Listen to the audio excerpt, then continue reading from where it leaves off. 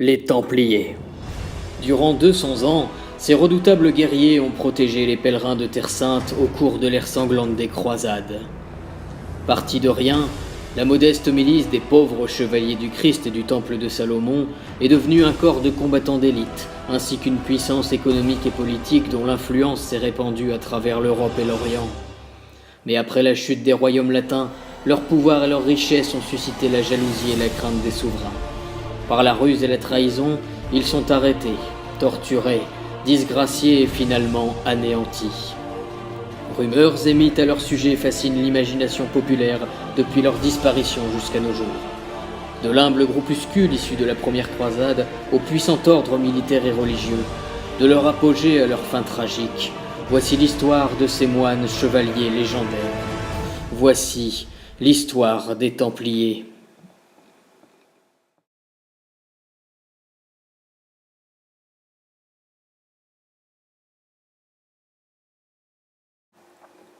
La Terre Sainte, berceau des trois grandes religions monothéistes. Cette contrée appartient au puissant empire romain depuis le 1er siècle avant Jésus-Christ. Durant les 2 premiers siècles de notre ère, les relations tendues entre Romains et Juifs aboutissent à plusieurs guerres sanglantes. Sous l'empereur Hadrien, les Romains tentent de faire disparaître tout souvenir religieux.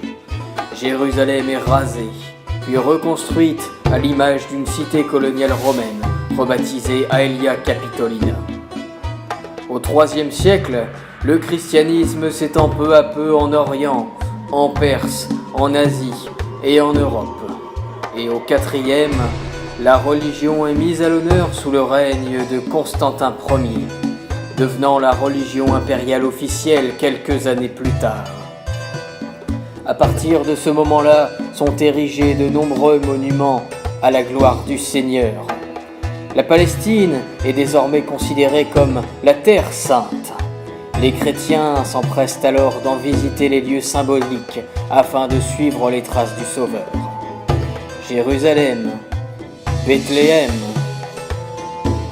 Nazareth, les rives du fleuve Jourdain où Jésus fut baptisé, Tabga, Courcy, Capharnaüm, le Génézareth, le mont Tabor où se déroula la transfiguration, et surtout le Calvaire et le Saint-Sépulcre, principal site de vénération.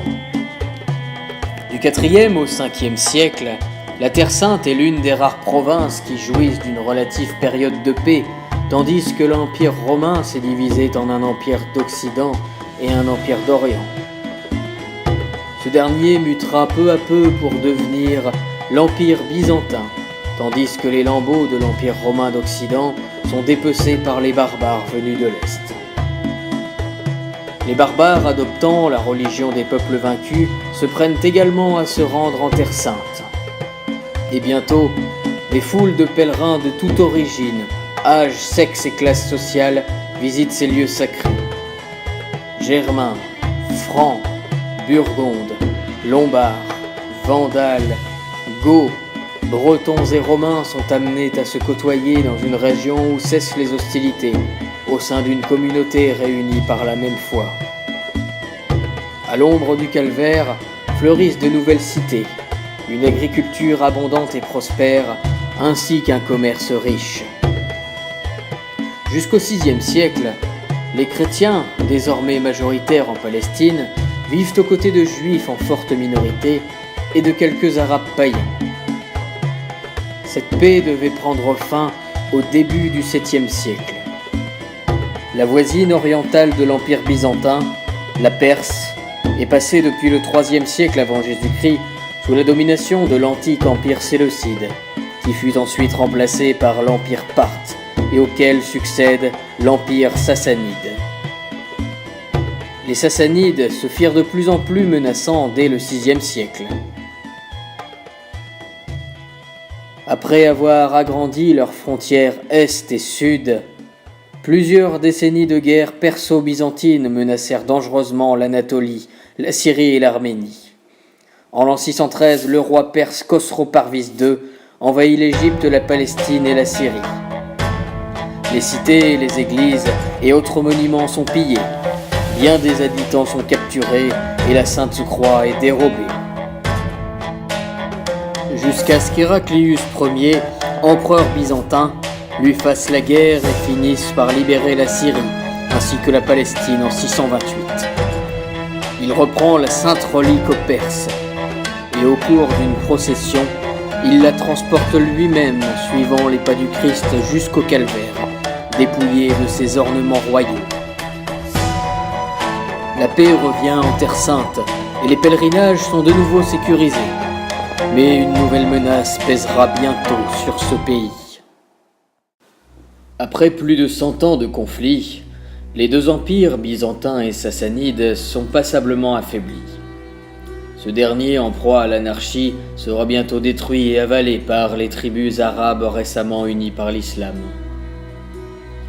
En Arabie, au début du 7e siècle, Mahomet prêche une religion nouvelle qu'il propage à la force des armes.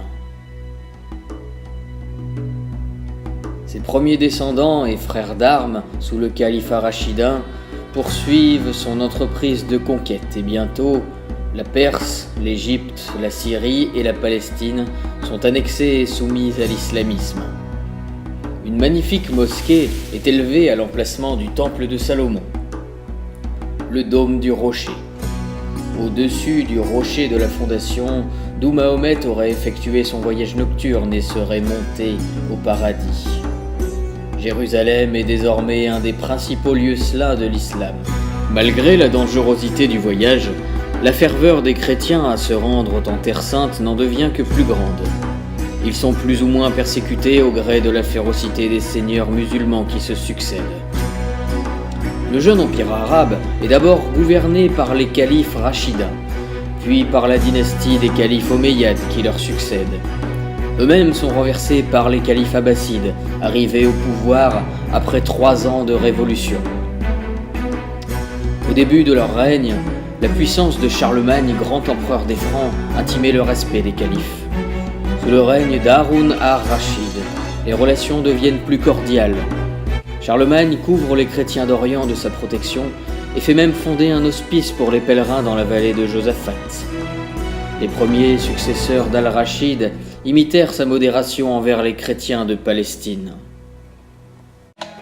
La Terre Sainte connaît un nouvel essor durant les 100 ans de l'âge d'or du califat abbasside, entre la fin du 8e et la fin du 9e siècle, tant du point de vue économique, culturel, commercial et de par la modernisation des institutions. Cependant, au début du Xe siècle, les califes abbassides voient leur empire se dissoudre dans un flot de dissensions internes et par la menace de leurs voisins byzantins, récemment gouvernés par une nouvelle dynastie macédonienne renaissante qui profite de cette faiblesse pour tenter de reprendre une partie de leur ancien territoire aux musulmans. L'empereur Jean Zimisces Ier parvient jusque Damas et en Judée, mais il meurt avant d'avoir pu prendre la Syrie et l'Égypte, ce qui sauva probablement l'empire arabe de la défaite totale.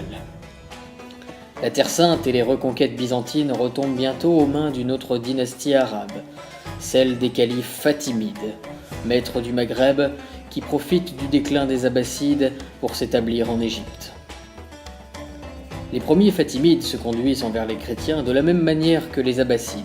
Ils favorisent le commerce avec l'Europe jusqu'à l'avènement du tout jeune calife Al-Hakim en 996.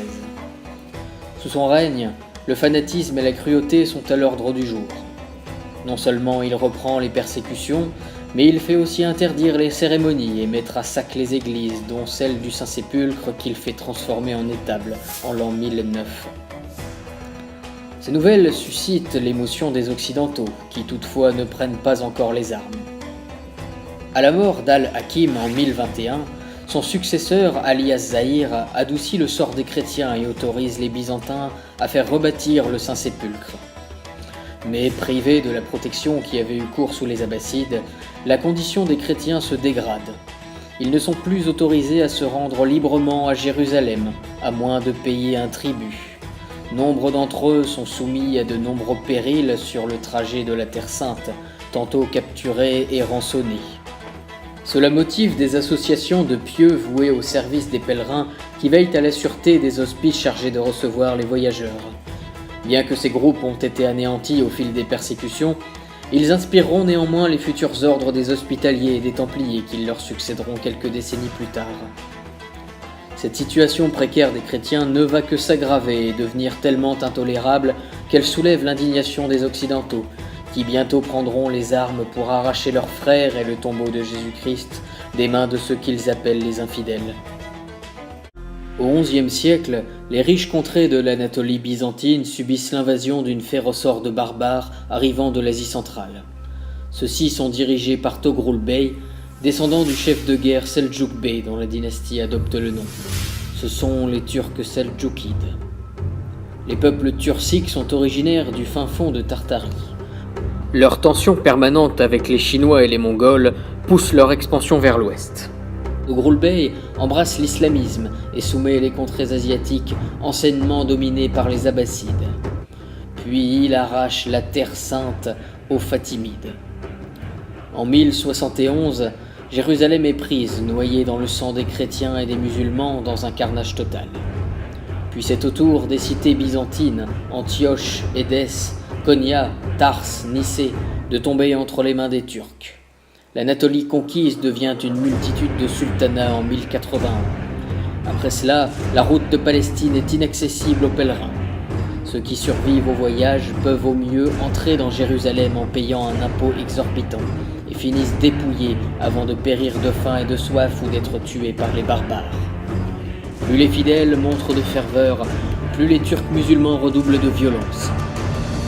Leur puissance est si redoutable, tandis que les Byzantins sont si affaiblis et les Européens si éloignés et désunis, que l'on voit encore impossible l'entreprise d'une coalition pour sauver Jérusalem des musulmans.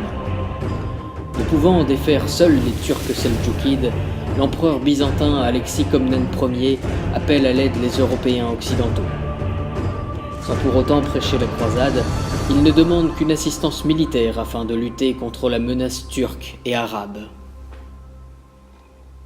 C'est un homme du diocèse d'Amiens, témoin de la souffrance des chrétiens en Palestine, qui conçoit le projet d'entreprendre la conquête de la Terre Sainte. Il s'appelle Pierre l'Ermite. Bien que de corpulence chétive et misérable, il a néanmoins une éloquence entraînante. Revenu en Occident, il reçoit l'approbation du pape Urbain II, qui le charge de prêcher la guerre sainte. Un concile est convoqué à Plaisance en mars 1095, puis un second à Clermont quelques mois plus tard. Bien que les souverains se contentent uniquement d'y prêter oreille, de nombreux princes, seigneurs et vassaux, enflammés par les discours d'Urbain II et de Pierre l'Ermite, se proposent de marcher à la délivrance des lieux saints. La promesse du pardon des péchés, l'évolution de l'idéal chevaleresque, l'attirance de s'affranchir de la contrainte du lignage, la soif d'aventure et les devoirs féodaux chrétiens motivent toute une génération à se lancer dans cette expédition orientale. De plus, cela relance l'affirmation de l'autorité papale auprès d'une noblesse occidentale désireuse de se démarquer de Rome. Tous ceux qui s'engagent dans cette sainte entreprise reçoivent une croix d'étoffe rouge.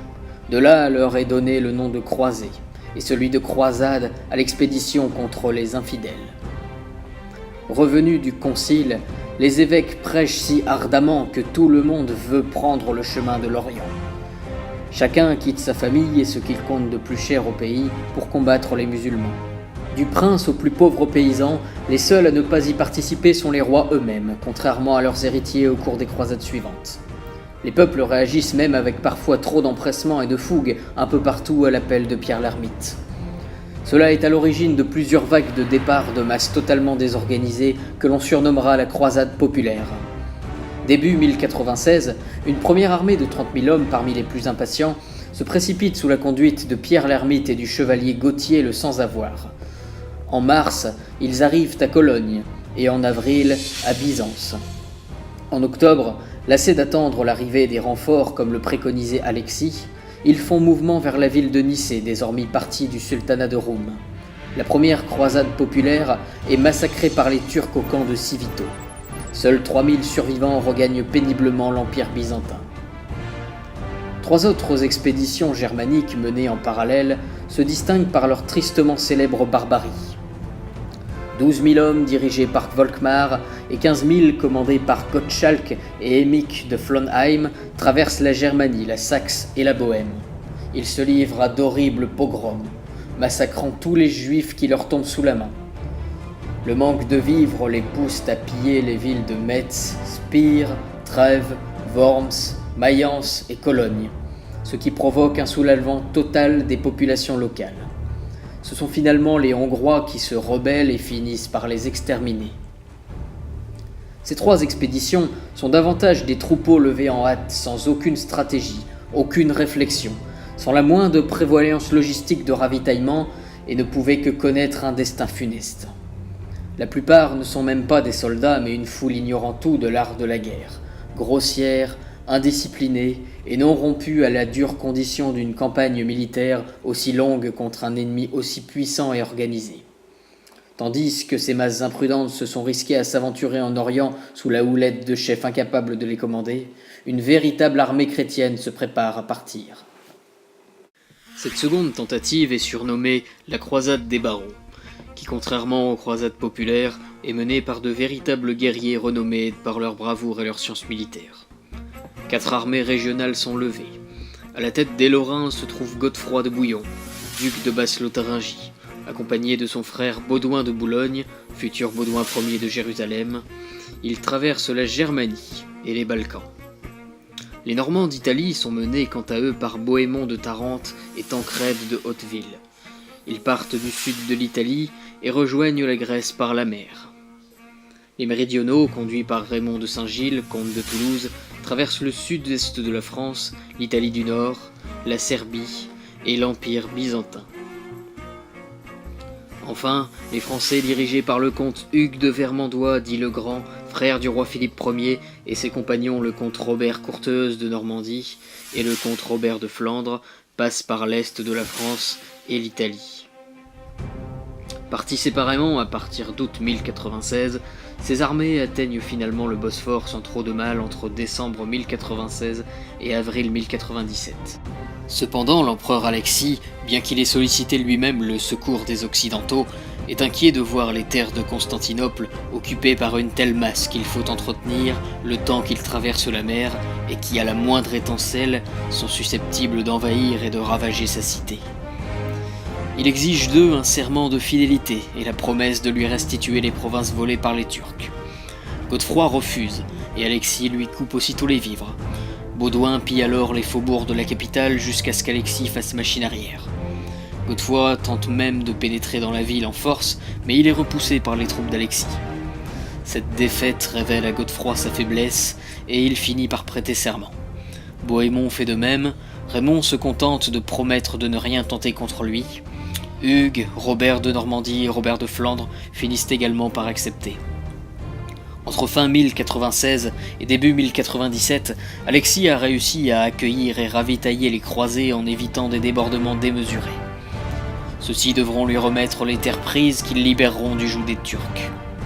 Ces tensions sont le point de départ d'un sentiment amer de frustration entre les croisés et leurs alliés byzantins. Enfin réunis, les 4 armées croisées traversent le Bosphore grâce à la flotte byzantine et entament la traversée de l'Anatolie. Leur premier objectif est Nicée, dans le sultanat de Roum nouvellement établi sous l'autorité du sultan Kilij Arslan Ier. Le siège débute en mai 1097. Godefroy se place au nord, Bohémond à l'est, Raymond au sud. Puissamment défendus, les Turcs entendent bien repousser l'assaut en tentant une sortie qui se révèle infructueuse. 200 des leurs y restent. Raymond tente ensuite de saper discrètement les murailles, mais les Turcs réparent rapidement la brèche. Enfin, Robert de Normandie arrive et comble le blocus terrestre, même si la ville peut encore être approvisionnée par le lac Ascanios. Alors en campagne contre son voisin turc, le dirigeant Danişmen Gazi, Kilij Arslan prend conscience de la gravité de la situation. Il conclut une trêve avec Danişmen et s'empresse de lever le siège de Malatia pour libérer sa propre ville. Robert de Flandre et Raymond battent l'avant-garde des Turcs le 20 mai. Arslan retente une percée, mais après une sanglante bataille, il est forcé le soir du 21 mai de se replier sur la ville de Konya qui devient sa nouvelle capitale. L'empereur Alexis envoie ses navires faire le blocus sur le lac Ascanios. Le ravitaillement est totalement coupé. La situation devient vite extrême à l'intérieur des murs de Nicée. La ville finit par se rendre le 26 juin plutôt que de subir le carnage de l'assaut final. La ville est de nouveau byzantine. C'est la première victoire contre les Turcs, la première victoire du christianisme sur l'islamisme qui ouvre aux croisés la route de Jérusalem. Alexis remercie grassement les croisés qu'ils couvrent de présents et de victuailles pour la suite de leur campagne. Ils repartent le moral en hausse. L'un d'eux dit à sa famille qu'il parie sur leur arrivée triomphale dans la ville sainte d'ici à peine 5 mois. Ils se trompent, car la route est encore bien plus longue qu'ils ne le pensent tous. Alors qu'ils reprennent le chemin de la Palestine quelques jours après leur victoire, les croisés ne savent pas encore que Kilij Arslan a conclu une trêve militaire de circonstance avec son rival Danishmend Ghazi et qu'il s'apprête à leur tendre un guet-apens dans une zone montagneuse près de Dorilé. C'est l'avant-garde de Bohémond qui subit l'attaque des archers turcs de plein fouet. Fort heureusement, Godefroy, Hugues de Vermandois, Adhémar de Monteil et Raymond de Saint-Gilles arrivent en renfort et encerclent l'adversaire grâce à la rapidité des chevaliers sur leurs montures qui laissent l'infanterie en défense.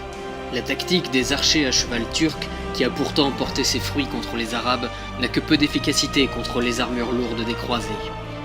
Kilij Arslan prend peur et se replie sur les collines. Les croisés le chargent sur leur front et leurs flancs, tandis qu'un groupe de chevaliers les contourne et les achève par l'arrière. 4000 croisés tombent au cours de cette embuscade, mais plus de 23 000 Turcs sont morts à la fin de la bataille. Les survivants se dispersent et finissent massacrés. C'est une victoire héroïque, la deuxième victoire de cette campagne. Arslan, qui croyait piéger et vaincre en une fois les croisés, voit son armée totalement anéantie. Ses ennemis s'emparent de tous leurs vivres, de leurs bêtes et de leurs trésors. La porte de l'Anatolie est désormais ouverte à la reconquête byzantine. Alexis envoie son beau-frère, Jean Doukas, reprendre possession des rives est de la mer Égée, volées par les Turcs plusieurs années auparavant. À présent, la pénible traversée du désert attend les croisés. Les climats de ces contrées, les embuscades, la disette, les dissensions internes et la résistance adverse limeront petit à petit leur morale. Et que faire des futurs territoires libérés de la Terre Sainte? Les rendre aux Byzantins qui risqueraient d'en perdre à nouveau le contrôle? Les laisser tomber aux mains des Turcs et des Arabes? Les chefs croisés commencent déjà à regretter leur serment envers Alexis et se prennent à rêver à leur propre fief, attirés par les richesses orientales. Ils savent que pour garder leur conquête, le jour venu, il faudra maintenir une présence stable et durable pour y entretenir la paix. Les soldats et les familles entières ayant migré depuis l'Europe doutent de leur retour. Pour beaucoup, leur sort ne sera pas différent de celui de leur capitaine. Dorénavant, ils se jurent que la Terre Sainte sera leur nouveau foyer. Les chrétiens fonderont bientôt leur propre royaume, les États latins d'Orient.